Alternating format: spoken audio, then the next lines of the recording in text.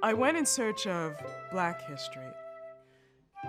I went in search of who were the first Black people who were here, and how early were they here, and what were their lives like, what did they do? That led me to the story of enslavement in New England.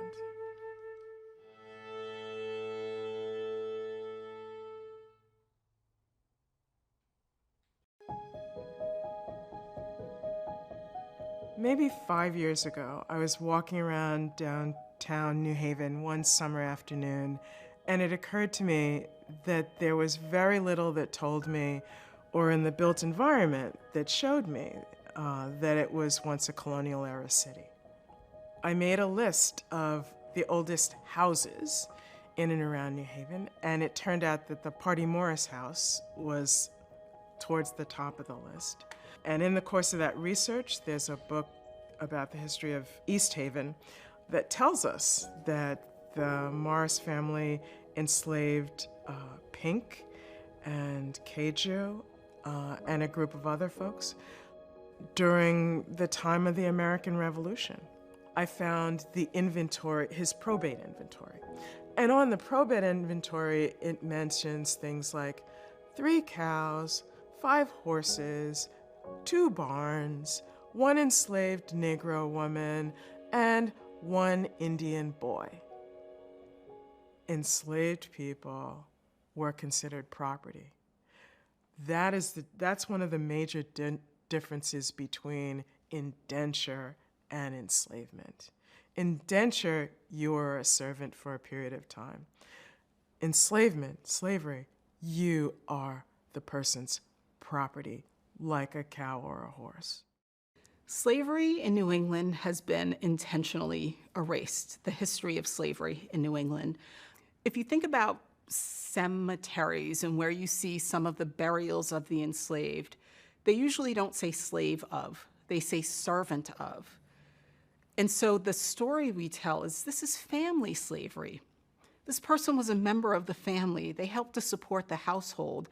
So it comes off as very benign and not dehumanizing, when in fact it was violent and dehumanizing. If you look at Victorian era discussions of enslavement, it is absolutely nostalgic. You know, you hear tales of how, yes, slavery was bad, but weren't race relations so much better during that era? So we go from, family slavery as a concept to nostalgia over slavery to absolutely erasing it from the landscape.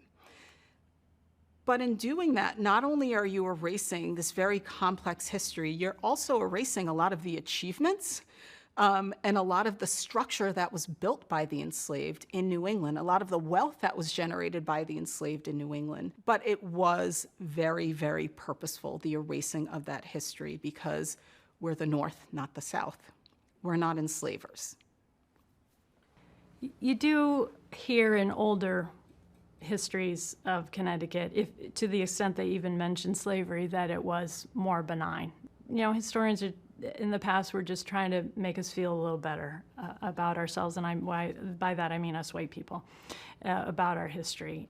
Joshua Hempstead of New London, in his diary, he documents the sudden death in 1750 of Zeno, a girl aged 6 or 7, apparently at the hands of her enslavers. She had died at 2 o'clock in the morning of wounds to her head and body, which he describes as a cruel whipping. So there is no way to talk about this institution in Connecticut as being more benign. It was cruel, it was harsh, and that's it. When you just kind of scratch the surface of early colonial era history, slavery turns up very early in the first or second layer. It's a very abridged history that we get. All of these historical societies are founded across New England, across the state of Connecticut, to uplift the history of the founding, to uplift the stories of the white people who came here first supposedly, and founded the colonies. And that eclipses indigenous history that eclipses the history of how any people of African descent came here, because that was what was most important to them. And that was also what was most important to their descendants.